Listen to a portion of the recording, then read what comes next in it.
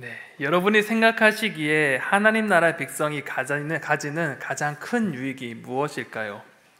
우리가 믿음 생활을 하면서 하나님 백성이 되었다, 우리는 하나님의 자녀다 라고 우리는 고백하지 않습니까? 그럼 그 중에 가장 큰 유익, 그로 인하여서 믿음 생활을 통해서 내게 얻는 가장 큰 유익은 무엇이 있겠습니까? 아마 각자의 그 신앙의 고백 가운데 그 유익들이 하나둘씩 나올 것 같습니다. 저는 이 질문에 스스로 대답했을 때 한 가지 단어가 떠올랐습니다. 바로 초연하다 라는 뜻입니다. 여러분 혹시 이 단어의 뜻을 혹시 알고 계십니까? 초연하다 라는 사전적 이 의미를 찾아보니까요, 이렇게 기록되어져 있습니다. 어떤 현실 속에서 벗어나 그 현실에 아랑곳하지 않고 의젓하다. 또 다른 의미는 보통 수준보다 훨씬 뛰어나다 라는 뜻을 가지고 있습니다. 하나님 나라 백성, 하나님의 자녀는 이 땅에 살아가면서 현실의 문제 속에 둘러싸여 사는 것은 매한가지입니다. 그러나 그 문제에 함몰되지 않고 살아간다는 것입니다. 세상의 문제가 우리를 고통스럽게 해도 그 속에서 하늘을 소망하며 우리는 살아갑니다. 인생의 폭풍 속에서 하나님을 바라보고 또한 의지하고 살아가고 그것에 대한 이유를 묻기에 오늘 하루를 살아갈 수 있는 것 같습니다. 또한 인생의 폭풍 속에 있지만 그 문제가 해결되지 않을지라도 그 폭풍의 중심에서 하나님이 주시는 그 참된 평안을 누리는 것, 이것이 바로 그리스도인의 유익이자 그리스도인으로서 초연하게 이 땅을 살아갈 수 있는 비결이지 않을까 생각해 보았습니다. 우리는 기도에서도 알 수 있듯이 지난주 우리는 안타까운 소식을 전해 들었습니다. 사랑하는 권사님의 아들이 하나님 품에 안겼다는 소식은 우리는 모두 접했고 많은 교우들이 가슴 아파하며 함께 위로를 했습니다. 그리고 그 기도 덕분에 장례도 무사히 잘 마쳐졌습니다. 자식을 먼저 보내야 하는 그 어머니의 고통과 슬픔은 그 누구도 헤아릴 수 없을 것입니다. 그런데 이런 권사님의 함께 장례를 치르면서 그 권사님의 인생의 이야기, 자녀 이야기를 들으면서 그 중에 한 가지 문장이 제 마음을 쿵 치는 것이 있었습니다. 그 문장이 무엇이냐? 바로 감사하지요 라는 고백이었습니다. 아픔과 고통 속에 계시면서 그 속에서 감사할 수 있다는 것, 그 감사의 말을 입으로 고백할 수 있다는 것, 그 자체가 참 대단하게 느껴졌습니다. 그 감사를 묵묵히 생각해 보니 여기까지 인도하신 하나님께 대한 감사이자 천국에 대한 그 소망이 있기에 감사할 수 있다라고 여겨졌습니다. 더 나아가 이 어려움 속에서도 하나님을 끝까지 붙잡겠다는 고백으로 다가왔습니다. 고통 속에서 하나님을 바라보겠다는, 이러한 고통 속에서도 하나님의 은혜를 구하며 하나님만을 붙잡겠습니다 라는 그 믿음의 단단한 고백이 느껴졌기 때문입니다. 이러한 권사님의 모습 속에 한 가지 노래가 떠올랐습니다. 브라운 아이드 소울의 폭풍 속의 주라는 노래입니다.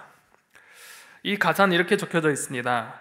잔잔하던 내 바다, 거센 바람 불어와 지친 내 몸을 흔드네. 고요하던 내 마음은 쓸쓸한 밤 홀로 헤매이고 거센 파도 나를 덮쳐도 오직 주님만 바라봅니다. 내 모든 걸 아시는 주님, 모든 짐을 주께 맡기네. 이끄소서 만왕의 주, 날 붙드소서 전능의 주여, 잡으소서 생명의 주여, 날 건지소서 폭풍 거치고 비추리라 라는 노래 가사의 제목입니다. 사실 이 가사의 제목은 일반 사람이 적은 가사는 아닙니다.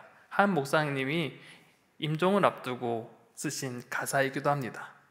그 가수가 이 목사님께 노래 가사를 요청했고 그 목사님이 죽음을 앞두고 이 땅의 고백의 그 신앙의 고백으로 적어 내려간 것이 바로 오늘의 이 노래의 가사인 것입니다. 폭풍이 몰아치는 우리 인생 속 가운데 견뎌낼 수 있는 것은 주님께서 우리를 붙잡고 계시기에, 우리와 함께 하시기에 가능한 것입니다.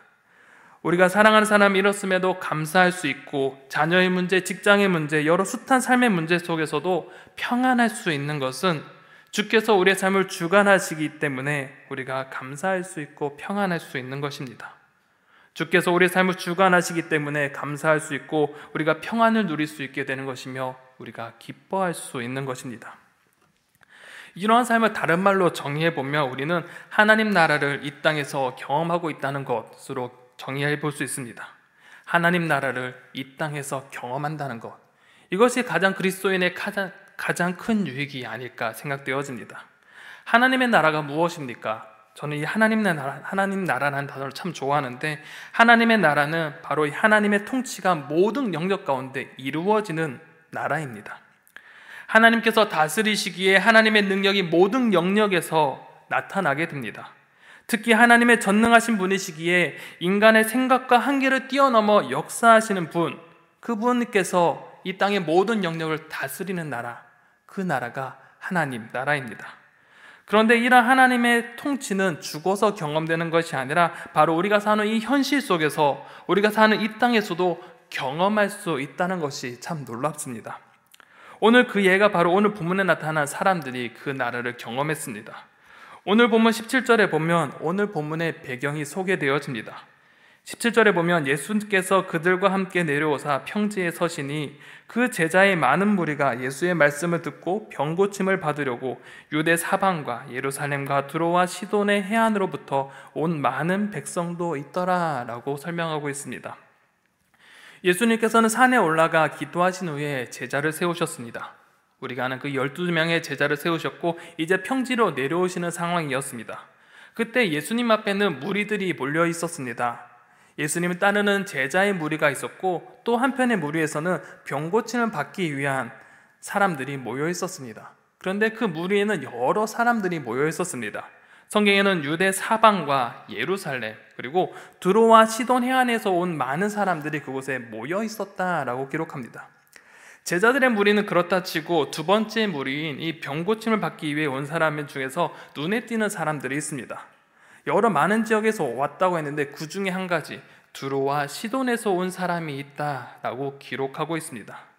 두로와 시돈, 이 땅은 매우 특별한 곳이기도 합니다. 구약 성경에서는 이 땅의 사람들은 그들 존재를 그 사람의 존재를 이스라엘을 억압하고 부유한 원수들이라고 합니다. 그들은 삶이 부유했으며 우리를 억압하는 사람이라고 성경에서는 기록하고 있습니다. 또한 요세푸스에서는 이렇게 기록합니다. 시돈과 두로 사람들을 우리의 가장 격렬한 원수들이라고 부릅니다. 유대인들에게 원수와 같은 존재인 두로와 시돈 사람들이 유대인들에 섞여 있는 그 상황 속에 나온 것입니다. 유대인의 땅, 그리고 유대인들이 섞인 그 상태에서 분명 여러 어려움들이 존재했을 것입니다. 분명 그 원수들의 사람들, 원수의 민족이 자신의 땅에 와서 예수님 만나러 온다. 그 무리에 섞여 있을 때 많은 눈초리를 받았을 것입니다. 왜 쟤네가 여기까지 왔지? 쟤네는 무엇이길래 여기까지 왔을까? 저 원수 같은 사람이 왜 여기 있을까? 여러 생각들이 있었을 것입니다. 분명 두로와 시돈 사람들도 이러한 눈초리를 알고 느꼈을 것입니다. 이런 부정적인 시선에도 불구하고 이들이 여기에 섞여 있었다는 것은 매우 특별한 것 같습니다. 그런데 이 두로와 시돈 사람은 이런 외부적인 요인에도 아랑곳하지 않고 예수님 앞에 찾아올 수 있었습니다. 그 이유는 단 한 가지였습니다. 예수님께서 내 병을 고칠 수 있을 것이라는, 예수님께서 내 병을 회복시켜 주실 것이라는 그 믿음, 그 간절함이 있었기 때문에 모든 외부적인 요소를 마다하고 예수님 앞에로 나왔던 것입니다. 예수님만이 내 병을 고칠 수 있을 것이라는, 내 환부를 보일 수 있기만 한다면, 예수님의 그 옷자락만 만질 수 있다면 내 병이 회복될 것이라는 그 믿음이 있었기에 여러 숱한 어려움 속에서도 예수님 앞에 나올 수 있었던 것입니다. 두로와 시돈에서 온 사람뿐만 아니라 또한 예수님 앞에 선 많은 사람들은 이러한 간절함들이 있었을 것입니다. 그리고 그 간절함을 가지고 예수님 앞에 나왔을 때 예수님은 만나주시고 그들의 갈급함을 해결해 주시기도 합니다. 18절과 19절에 보면 더러운 귀신에게 고난받는 자들도 고침을 받은지라 온 무리가 예수를 만지려고 힘쓰니 이는 능력이 예수께서부터 나와서 모든 사람을 낫게 함이러라 라고 말씀합니다. 예수님을 만난 자들에게 하나님의 그 놀라운 능력이 그들의 삶 가운데 펼쳐지기 시작했습니다. 더러운 귀신의 지배를 받던 자들이 귀신이 드디어 떠나가고 진정한 자유를 회복하게 됩니다. 병으로 고통받는 자들이 회복의 은혜를 경험하게 됩니다. 예수님께 치유받았던 사람들은 그가 살아온 날 동안 분명 고통 속에 얽매여 살아왔을 것입니다. 또한 그 고통의 문제를 해결하기 위해 부단히 노력하고 애써왔을 것입니다. 그러나 언제나 그들은 한계에 부딪혔을 것입니다. 의술의 한계, 재정의 한계든 우리가 알 수 없는 다양한 영역 속에서 한계성을 부딪혔고 고통에 얽매여 하루하루 살아갈 수밖에 없었을 것입니다. 그런데 더 이상 사람의 힘으로, 사람의 지혜로, 사람의 의술의 기술로 해결할 수 없었던 일들이 하나님의 능력으로 인하여서 그것이 해결받게 되고 회복을 경험하게 되었던 것입니다. 바로 그들 가운데 하나님의 능력이, 하나님의 나라가 그들 가운데 임했고 경험되어졌기 때문입니다. 한 사람 한 사람 예수님께서 그들을 만나시면서 예수님의 옷자락을 만드는 것만으로도 예수님과 함께함으로 그들은 하나님의 능력이 그들의 삶 가운데 임하여졌고 전달되었습니다. 치유의 능력이 펼쳐지는 현장, 바로 하나님의 나라가 펼쳐지고 있는 그 자리에서 예수님은 그곳에 모인 분들에게, 특히 제자들에게 오늘 하나님 나라의 복음, 이 하나님 나라의 그 복을 경험하는 방법에 대해서 말씀해 주십니다. 20절에는 예수님께서 다음과 같이 말씀하십니다. 예수님께서 눈을 들어 제자들을 보시고 이르시되 너희 가난한 자는 복이 있나니 하나님의 나라가 너희 것임이요 라고 말씀합니다. 먼저 예수님께서는 그곳에 모인 무리들을 향하여서, 제자들을 향해 가난한 자는 복이 있나니 라고 선포하십니다. 이 말씀이 들려졌을 때 사람들은 어떻게 생각했을까요? 이 말 들었을 때 아마 첫 번째 반응은 이해할 수 없다는 반응이 나왔을 것입니다. 왜냐하면 복이라는 개념은 우리가 알고 있는 일반적인 상식과는 전혀 다른 내용이기 때문입니다. 우리가 생각하는 일반적인 복을 한번 생각해 봅시다. 여러분이 복이라고 얘기하고 어떤 사람에게 너 복 받았다 라고 얘기했을 때 어떤 사람에게 그 복이 있다고 말씀하십니까? 아마 우리가 말하고 생각하는 그 복이 우리가 일반적으로 생각하는 그 복일 것입니다. 이 사서삼경의 서경 중에 오복에 대한 내용이 기록되어져 있습니다. 이 5가지 복이 어떤 것이 있느냐, 이 사서삼경 중 서경이 이렇게 기록되어져 있는데 수, 복, 강령, 유호독, 고정명이라고 이 5개가 적혀져 있습니다. 수라는 것은 오래 사는 것, 부라는 것은 부자가 되는 것, 그리고 강령이라는 것은 건강하게 사는 것, 유호덕은 남에게 선행을 베풀어 덕을 쌓는 것을 말합니다. 그리고 마지막으로 고정명이라 해서 천수를 다하는 이 죽음의 복, 이렇게 해서 5가지를 복 받았다라고 이야기합니다. 아마 이러한 것이 복이라고 얘기한 것과 또 우리가 생각하는 복이랑 매우 흡사할 것 같습니다. 또한 이러한 생각은 헬라 세계에서도, 당시 유대 생각에도 동일하게 생각했습니다. 헬라 세계에서도 보통 세상적 행복에 기여한다고 판단되는 것들을 가진 사람들이 복이 있다라고 이야기했습니다. 결국 예수님께서 말씀하시는 복이 있습니다, 가난한 사람들도 라는 이 내용은 세상 사람들이 생각하는 그 복의 가치와 전혀 반대되는 이야기입니다. 그렇게 사람들은 이 말을 처음 들었을 때 이해할 수 없었을 것입니다. 더군다나 여기에 모인 사람이 어떤 사람이었습니까? 가난한 사람들, 힘든 사람들, 병에 들어서 지친 사람들이 여기에 모여 있습니다. 예수님께서 이런 사람을 향해 복되다 한 이유가 그 다음에 나타납니다. 왜 하나님께서 이 가난한 자에게 복이 있느냐라고 해서 그 다음에 이렇게 말씀하십니다. 하나님의 나라가 너희 것임이요 라고 말씀하십니다. 바로 하나님의 나라가 여러분의 나라이기 때문에 여러분이 복이 있다라고 말씀하시는 것입니다. 가난한 자들이 복이 있는 이유, 바로 하나님의 나라를 소유하고 있기 때문에 복이 있는 것입니다. 하나님 나라 백성이며 하나님의 통치 아래 살아가고 있기 때문에 그것이 복되다는 것입니다.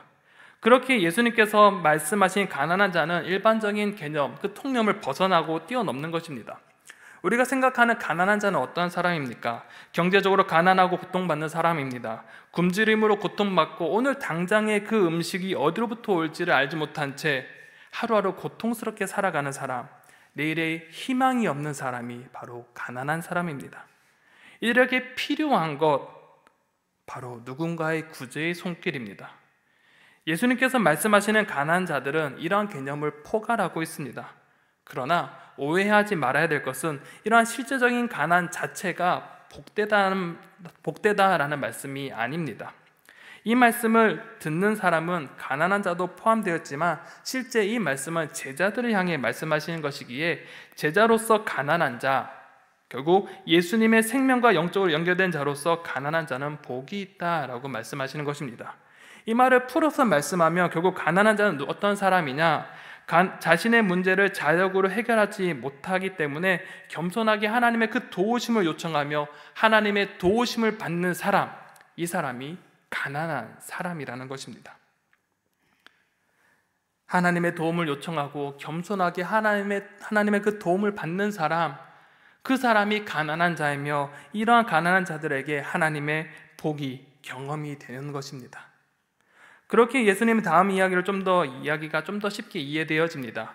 21절에 예수님께서 이렇게 말씀하십니다. 지금 줄인 자는 복이 있나니 너희가 배부름을 얻을 것이미요, 지금 우는 자는 복이 있나니 너희가 웃을 것이미요 라고 말씀하십니다. 굶주린 자들, 우는 자 혹은 애통한 자는 이 가난한 자의 집단의 하위 집단이라고 볼 수 있습니다. 그런데 여기에 눈에 띄는 단어가 있습니다. 지금이라는 단어 혹시 여러분 보셨습니까? 지금 줄인 자는 복이 있나니 너희가 배부름을 얻을 것이요, 지금 우는 자는 복이 있나니 너희가 웃을 것이미요 라고 말씀하시면서 이 지금이 현재 시점을 강조하고 있습니다. 제자로 살아간다는 것은 지금 당장 공경에 처할 수 있는 현실을 말씀합니다.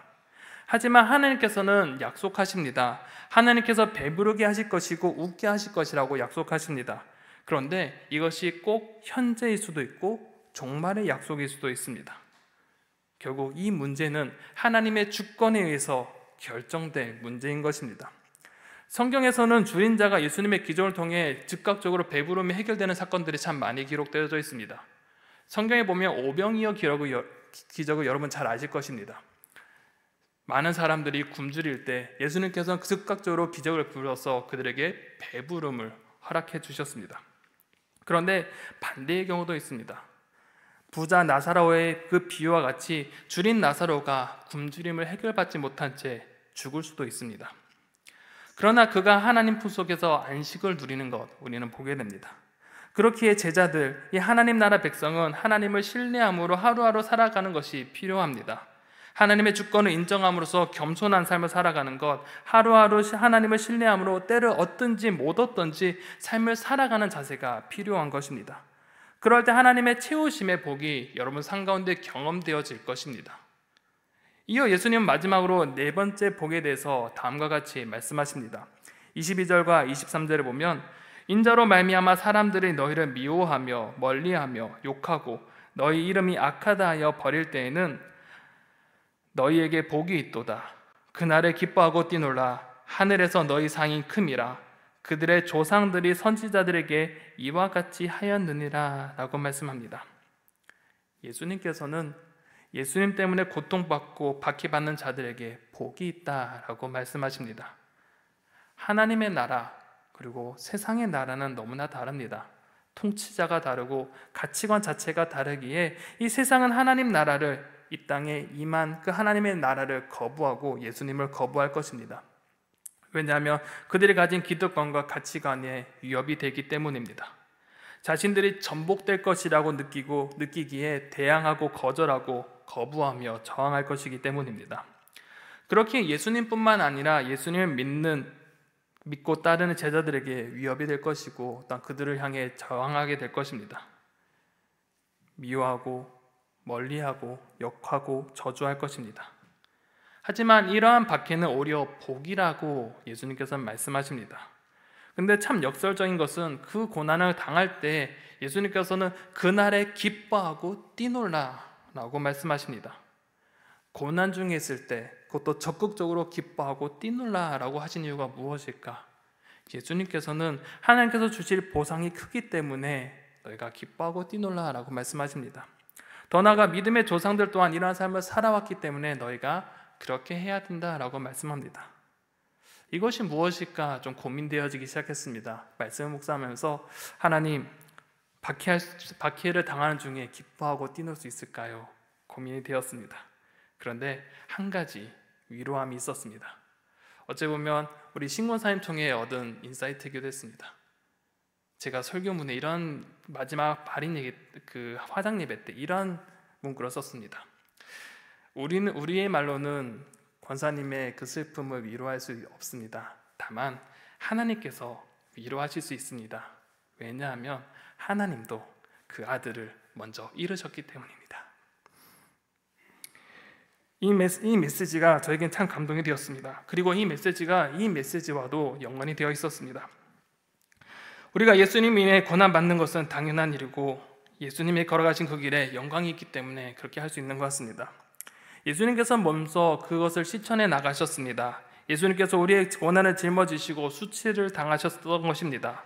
하나님의 아들이 죄인을 위해 이 땅에 내려오신 것, 낮은 자로 이 땅에 오셨다는 것, 그 자체가 우리에게 위로가 되는 것입니다. 그가 우리의 죄로 우리의 죄와 수치를 짊어지고 십자가에 올라가셨고 예수님께서는 죽음을 당하셨습니다.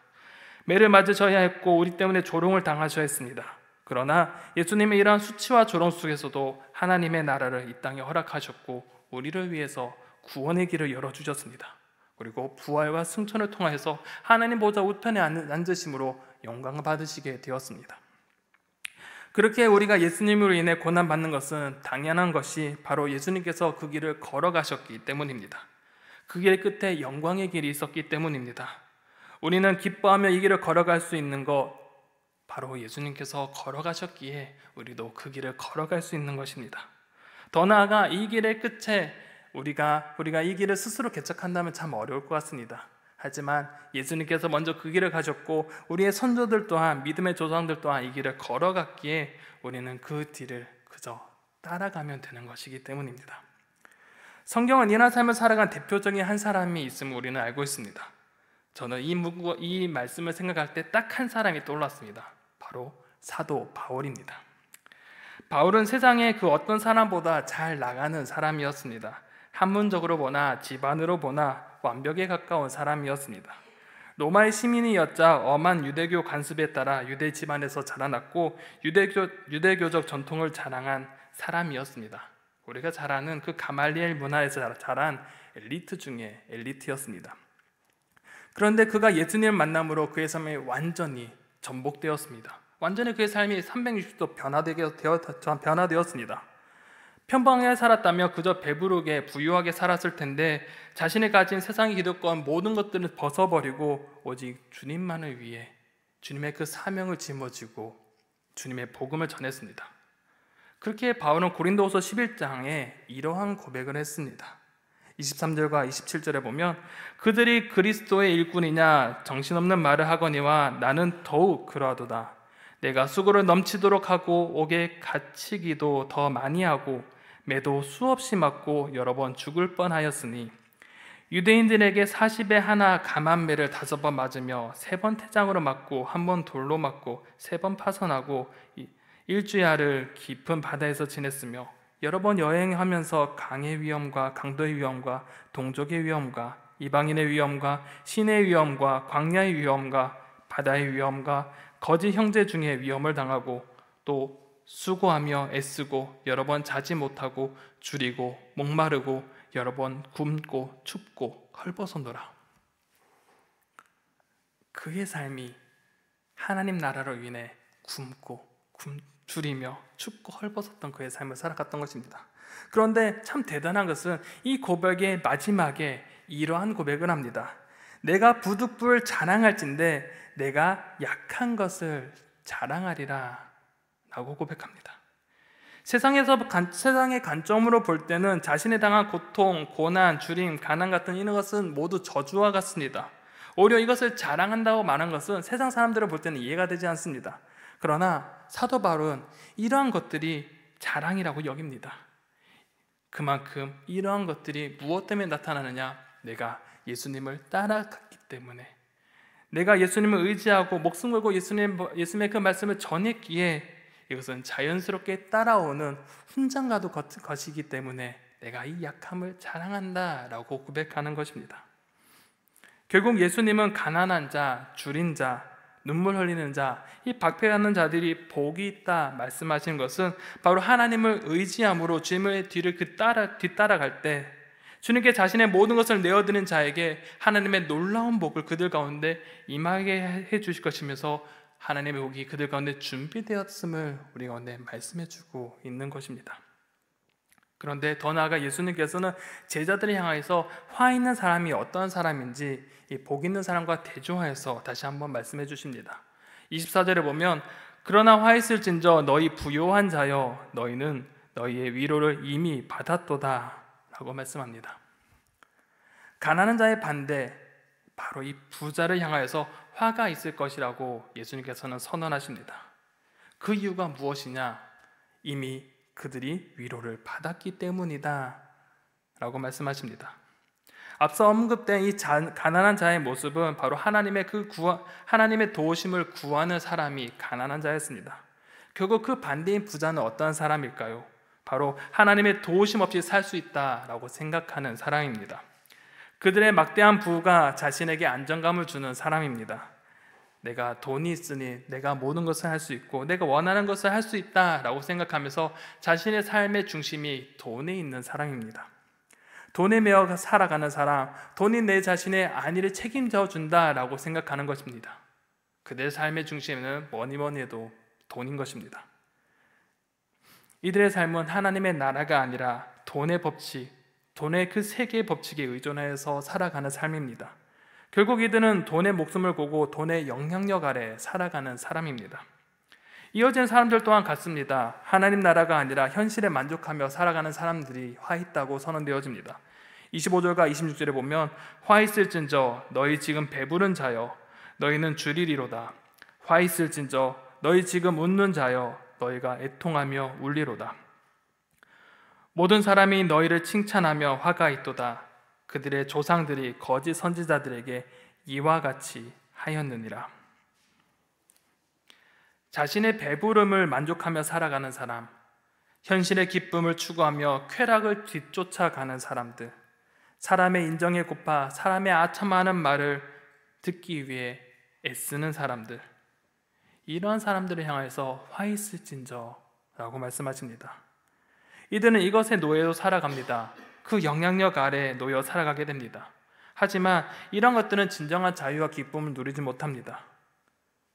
이것을 채우려 하여도 결국 채워질 수 없는 것들이기 때문입니다. 그런데 더 중요한 것은 이 화가 있을 것이라는 선언한 것들이 우리의 삶과 전혀 떨어져 있는 남의 일이 아니라는 것입니다. 하나님 나라 백성, 우리조차도 이러한 이 선언에 자유롭지 않다는 것입니다. 하나님 나라 백성이라고 고백한 우리조차 어느 순간 그 부요함에, 배부름에, 쾌락에 사람의 인정과 시선에 따라 살아갈 때가 너무나 많이 있기 때문입니다. 결국 우리조차도 이러한 삶들로 인하여서 하나님 나라를 경험하지 못하고 남들과 똑같은 삶을 살아가는 것이 우리의 현실의 모습이기도 합니다. 우리의 삶 가운데 돈에 이끌려서, 욕망에 이끌려서, 쾌락에 이끌려서 남의 시선과 남의 인정에 얽매여 그것의 우상을 삼고 살아가는 우리의 삶이 아닌지 우리는 우리의 삶을 한번 되돌아봐야 할 것입니다. 사랑하는 성도 여러분, 여러분의 삶 속에 하나님의 나라를 경험하고 계십니까? 하나님의 나라는 분명 우리의 현실 속에 경험될 수 있습니다. 하나님의 나라의 의와 평강과 희락이 여러분의 삶 속에 펼쳐져 있습니다. 우리가 하나님의 백성으로 온전히 하나님을 의지한다면, 하나님을 갈망한다면, 하나님의 사랑을 구하고 살아가게 된다면 하나님은 우리에게 놀라운 일을 행하시며 하나님 나라의 그 의와 평강과 희락을 우리 가운데, 우리의 삶의 자리에서 허락해 주실 것입니다. 그리고 우리는 이 마지막에 이런 말씀에 또 다른 고백이 하나가 들려집니다. 데살로니가전서 5장 16절 18절에는 이렇게 고백합니다. 항상 기뻐하라, 쉬지 말고 기도하라, 범사에 감사하라. 이것이 그리스도 예수 안에서 너희를 향하신 하나님의 뜻이니라. 우리가 하나님 나라 이것을 바라보고 산다면 우리의 삶 속에 항상 기뻐할 수 있고 쉬지 말고 하나님과 대화하며 동행할 수 있는 것, 우리가 범사에 감사할 수 있게 될 것입니다.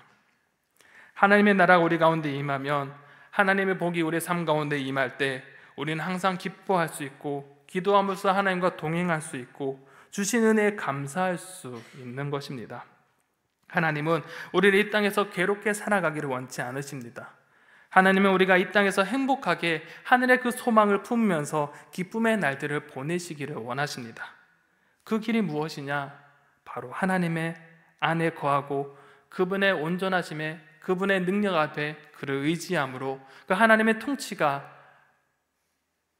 우리 가운데 임하게 하는 것, 그러한 삶을 살아가는 것입니다. 결국 우리의 모든 것들을 아버지께 내어드리고 하나님께서 우리 삶을 통치하시게 맡겨드린다며 우리의 삶 가운데 하나님의 평강이, 하나님의 기쁨이 우리 가운데 있게 될 것입니다. 그럴 때 우리의 삶의 문제, 그 폭풍 속에 있을 때에도 그 속에 평안을 누릴 수 있고 감사할 수 있고 기뻐할 수 있는 것입니다. 사랑하는 성도 여러분, 우리의 삶을 온전히 주님께 내어드리길 원합니다.